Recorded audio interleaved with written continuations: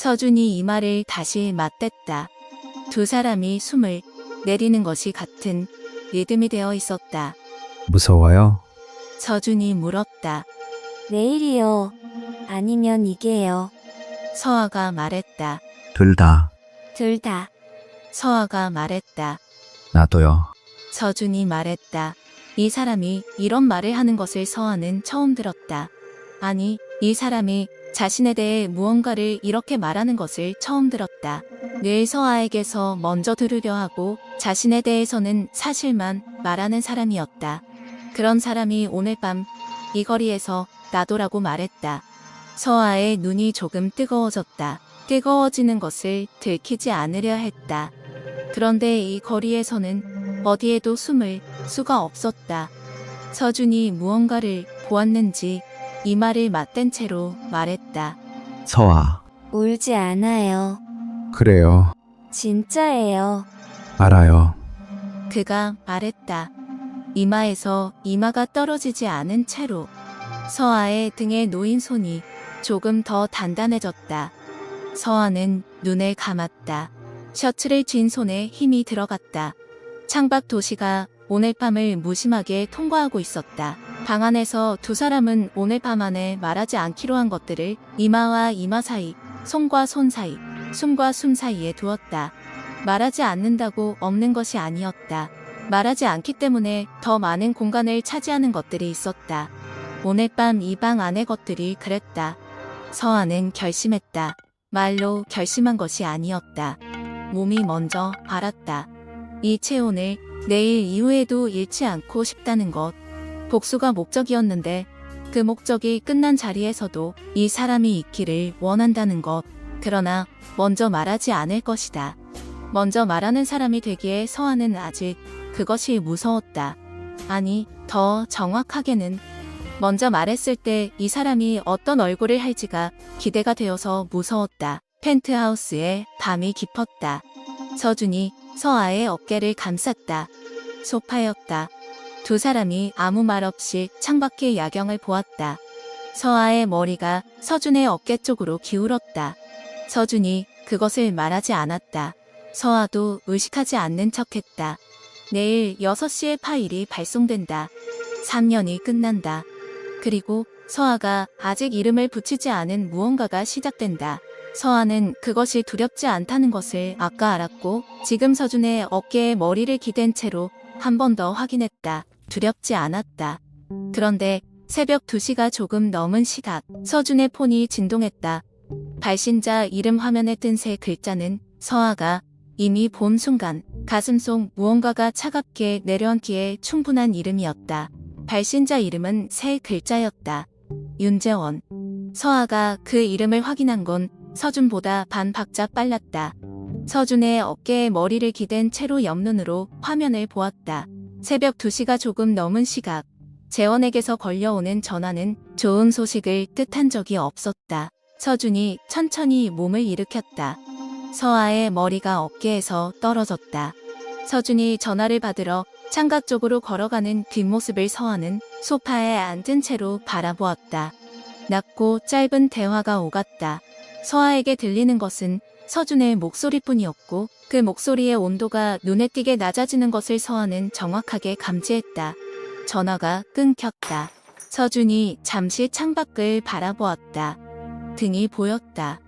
넓은 등의 근육이 미세하게 굳어있는 것이 옷 위로도 느껴지는 것 같았다. 서아가 먼저 물었다. 무슨 일이에요? 서준이 돌아섰다. AA 파트너스. 서아는 그 이름을 알고 있었다. 윤서준의 핵심 파트너사 중 하나, 미디어와 물류 두 축을 잡고 있는 회사였다. 서준이 차인홀딩스를 정면으로 무너뜨리기 위해 지난 2년간 조용히 다져온 방어선이기도 했다. 차인홀딩스가 흡수합병을 시도하고 있습니다. 오늘 밤 이사회에 안건이 올라갔어요. 목소리는 낮고 무심했다. 그러나 서아는 그 무심함의 결이 오늘 밤의 다른 무심함과 다르다는 걸 알았다. 오늘 밤 소파에서 야경을 바라보며 그녀의 어깨를 감싼 손의 온기와 지금 이 목소리는 완전히 다른 결이었다. 서아가 일어섰다. 최종 기일이 언제예요? 82시간. 이사회 결의 전에 막지 못하면 KA가 넘어갑니다. 막을 수 있어요? 서준이 잠깐 서아를 보았다. 방법은 있어요. 비자금. 서아가 말했다. 서준이 눈을 가늘게 떴다. 서아가 계속 말했다. 차인홀딩스가 KA에 투자 제안을 한 재원은 2년 전부터 있었어요. 그때 제역이 어디서 자금을 끌어왔는지 저도 추적하다가 막힌 부분이 있었는데 알고 있었어요? 추적은 했어요. 증거까지는 못 가져왔고요. 서준의 시선이 서아에게 고정되었다. 서아는 그 시선을 정면으로 받으면서 말했다. 자도록 해요. 내일 이사회 전에 시간이 많지 않으니까. 서준이 잠깐 무언가를 더 말하려는 것처럼 보였다. 그러나 그러지 않았다. 고개를 한번 끄덕이고 서재로 들어갔다. 서아는 서준이 서재 문을 닫는 소리를 듣고 나서 자신의 핸드백을 집어들었다. 핸드백 안에 손을 넣었다. 거기 있었다.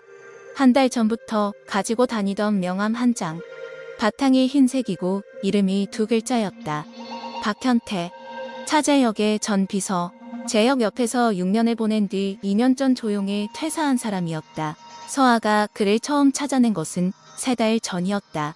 재혁의 비서 출신들을 하나씩 추적하던 과정에서 박현태만이 유일하게 재혁과 완전히 절연한 채 살고 있다는 걸 확인했다. 그의 퇴사 경위를 파고들수록 이유가 선명해졌다. 비자금의 흐름을 알고 있었고 그게 무서워서 나간 사람이었다. 그에게 접선 의사를 전달해 두었던 것이 한 달 전이었다. 아직 답이 없었다. 서아는 명함을 쥔 채로 잠깐 창밖을 보았다.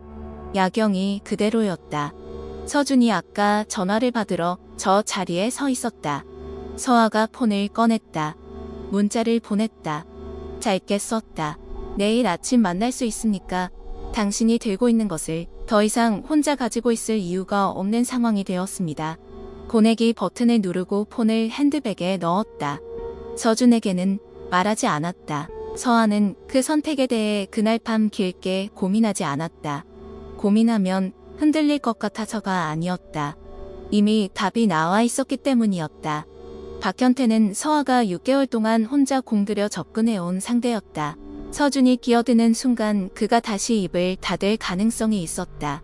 재혁의 그늘에서 빠져나온 사람일수록 낯선 권력에 더 빠르게 경계심을 세운다. 그러니까 혼자 가야 했다. 그것이 서아가 내린 판단이었다. 이튿날 아침 6시에 박현태에게서 답장이 왔다. 장소를 알려왔다. 성북동 쪽 작은 카페였다. 서아가 펜트하우스를 나선 것은 아침 7시였다. 서준은 서재에서 이미 통화 중이었다. 그 목소리를 들으면서 서아는 현관에서 조용히 신발을 신었다. 문을 닫고 엘리베이터 버튼을 눌렀다. 엘리베이터가 내려오는 사이 폰 화면을 켜고 서준에게 문자를 남겼다. 잠깐 나갔다 올게요. 그것으로 충분하다고 생각했다. 박현태는 이미 와 있었다.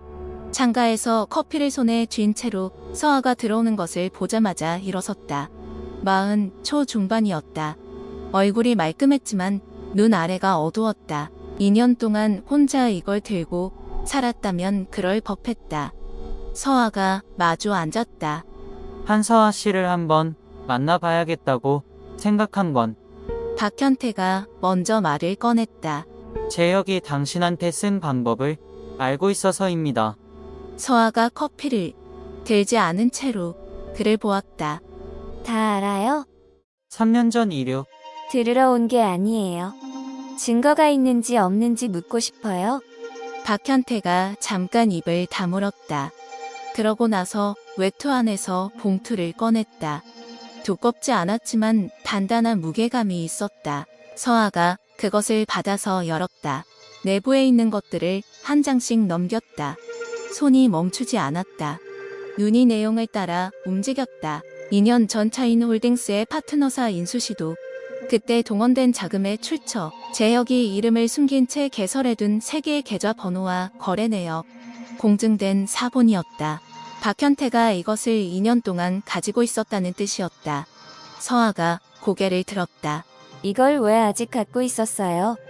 쓸 사람을 기다렸어요. 나한테 쓰라고요. 당신이 가장 비싸게 쓸 것 같아서요. 서아가 잠깐 그를 보았다. 그리고 말했다. 잘 쓰겠습니다.